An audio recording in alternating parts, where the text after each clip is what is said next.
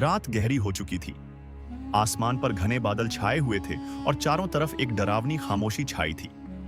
ठंडी हवाएं सुनसान सड़क के पेड़ों से टकराकर अजीब सी सरसराहट पैदा कर रही थीं। जायद, एक बस ड्राइवर, आखिरी सवारी उतारने के बाद तेजी से बस चला रहा था।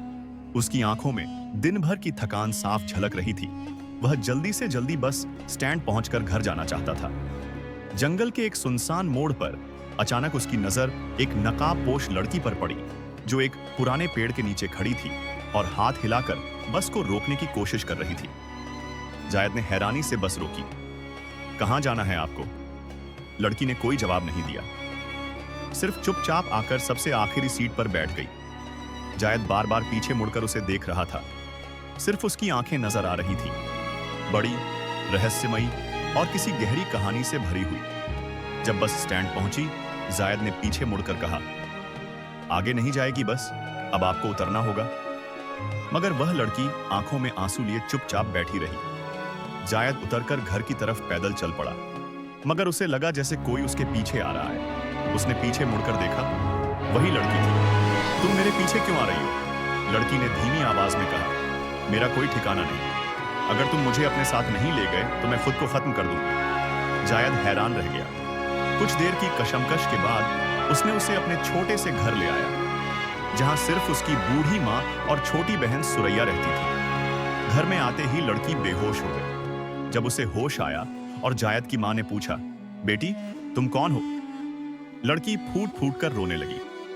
मेरा नाम आलिया है, मैं एक अनाथ लड़की हूं। मेरे चाचा ने मुझे एक जालिम तांत्रिक के हाथ बेच दिया। उसने कहा कि मुझ पर जिन्नात का साया है। यह सुनकर घर में डर सा छा गया। रात के पिछले पहर जायद की आंख खुली। आलिया उसके सिरहाने खड़ी थी, चुपचाप, लंबे बालों में छिपी एक रहस्यमयी मुस्कान के साथ। तुम यहां क्या कर रही हो? मैं तुम्हें देखने आई थी, तुम मुझे अच्छे लगते हो। उसकी आंखें लाल हो रही थीं। जायद समझ चुका था, यह कोई साधारण लड़की नहीं। फिर एक दिन आलिया ने स्वीकार किया, मैं जिन्नातों की राजकुमारी हूं। मैं अपनी दुनिया से भाग आई हूं। मुझे एक खतरनाक जिन्न से शादी के लिए मजबूर किया जा रहा था। जायद ने उसे बचाने का निर्णय लिया।